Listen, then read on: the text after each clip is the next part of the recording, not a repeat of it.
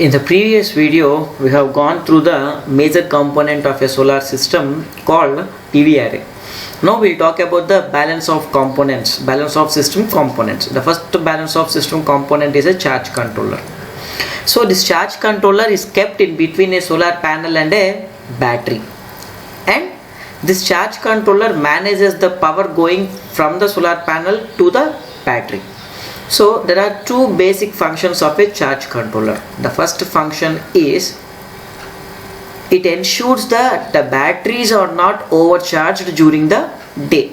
Because of more amount of sunlight, we'll get more amount of electrical energy, and the more amount of passes of electrical energy from solar panel to the battery. And once the battery is overcharged, the battery's life will be reduced, and thereby we need to see that battery should never be overcharged. It is the first function of a charge controller. The second purpose of a charge controller is during the night time. We have already seen the voltage across the battery will be more than the voltage across the panel, and the current will flow backwards from battery to the panel, and this has to be prevented, and this is the second function of a charge controller. So the charge controller will do two things. The first thing is it will prevent the overcharging of the battery, and second one is it will prevent the draining of the battery during the night. During the morning time it will prevent the overcharging of the battery. During the night time it will prevent the reverse flow of the current, and thereby the draining of the battery will be prevented.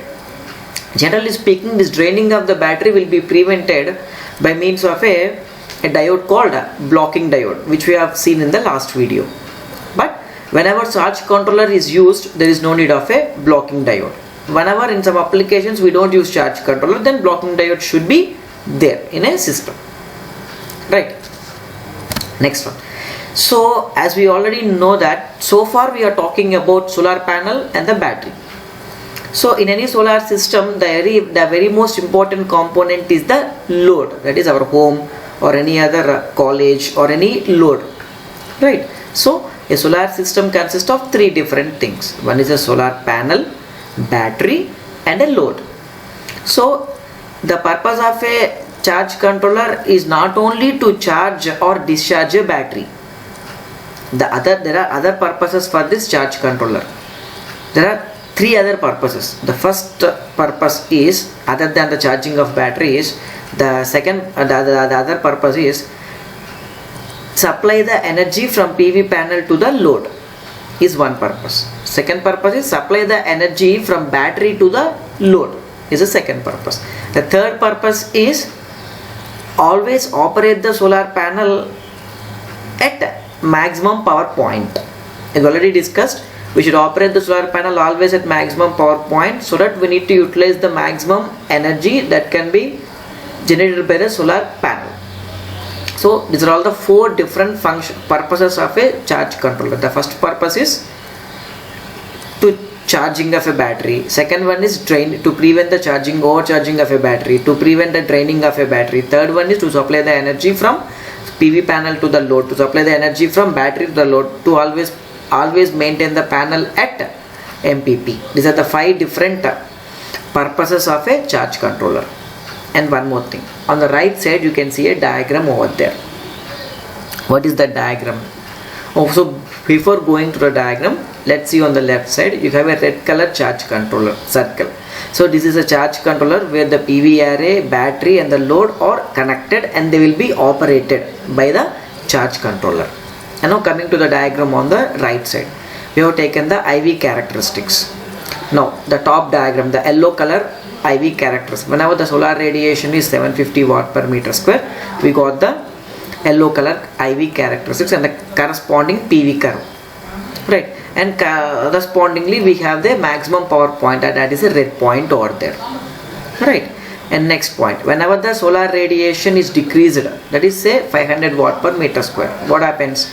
The short circuit current is directly proportional to or linearly proportional to solar radiation, whereas the open circuit voltage is logarithmically proportional to solar radiation. Thereby, because the solar radiation decreases drastically, the current also decreases drastically. You can see that in the green curve. But whereas the open circuit voltage will be reduced by only small amount because it's just a logarithmic change, and a corresponding PV curve. And you can see the red dot over there, which corresponds to MPP for that particular operating solar radiation. And further the solar radiation is further decreased to 250 watt per meter square. Then the curve will further decreases, and PV point, the maximum power point also further decreases. But you can observe one thing: if the locus of all these maximum power points lies along a vertical plane known as zone of operation of maximum power points. So in that violet zone, in that blue zone, you can see, if you can operate the solar panel in that blue zone, irrespective of the radiation falling on the solar panel, what happens? We can always operate the panel at the MPP. If we can maintain that particular, if you can always keep the operating point of a panel in that blue zone, that blue locus, then irrespective of the whatever may be the change in the radiation, we can always operate the panel at a maximum power point. And in this zone, so if we can operate the solar panel in this zone, right, which is called operating point zone at near MPPT. So we cannot operate, if we can operate in this zone, say for example in this zone, then it is nothing but we can operate the solar panel irrespective of the radiation levels at near the, not exactly at the MPPT, but at near the MPPT, near MPPT. So for most of the applications, operating the solar panel at near MPPT is more than enough.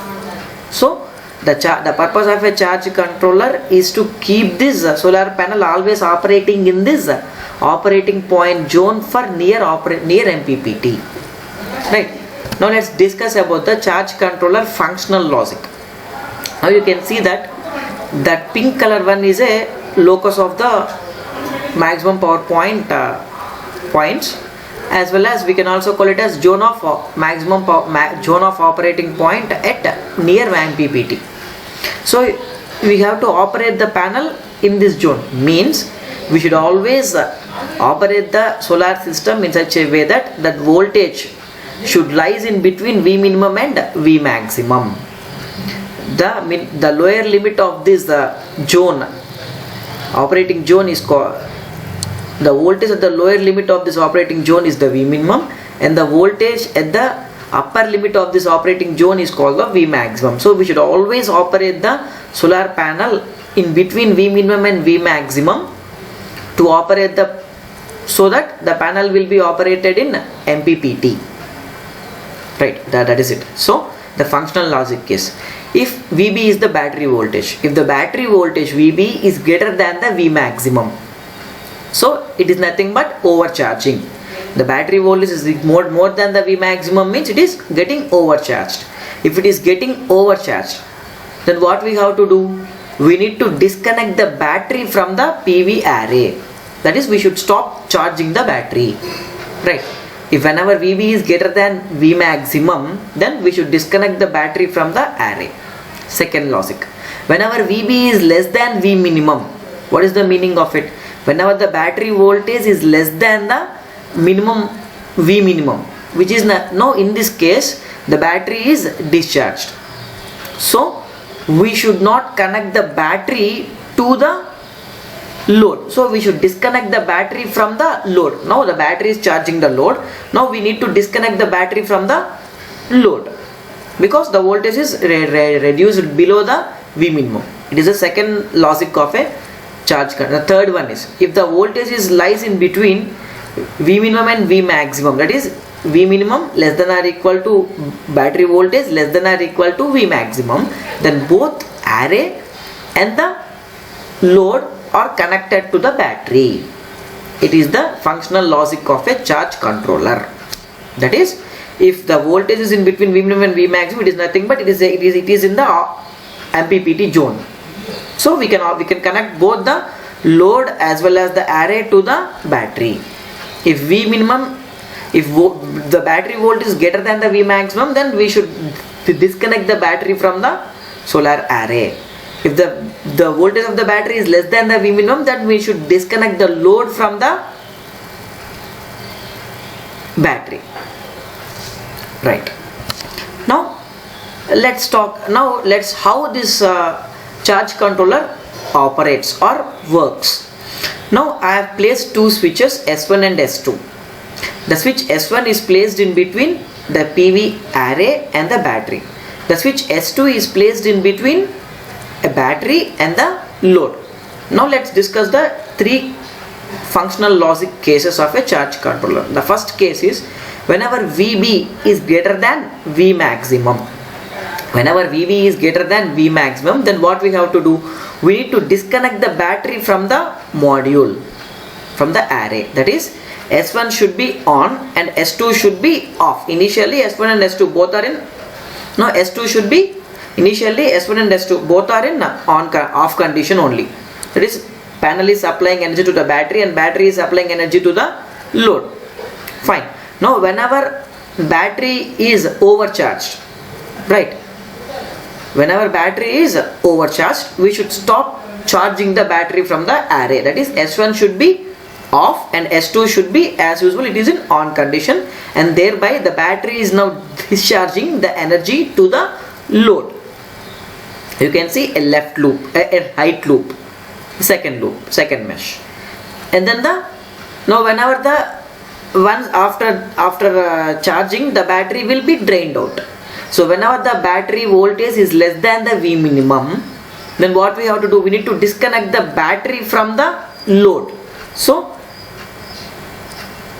S2 should, and again we need to charge the battery. That is, S1 should be on now and S2 should be off now. Whenever the battery voltage decreases, we need to charge the battery. The first thing is we need to discharge the battery. We need to disconnect the load from the battery. We need to disconnect the battery from the load. That is, S2 should be on. Right. We need to turn off the S2. Whereas, and again, that battery has to be charged again, and it need to be connected to the array. That is, S1 should be on and S2 should be off, and you can see a first mesh now.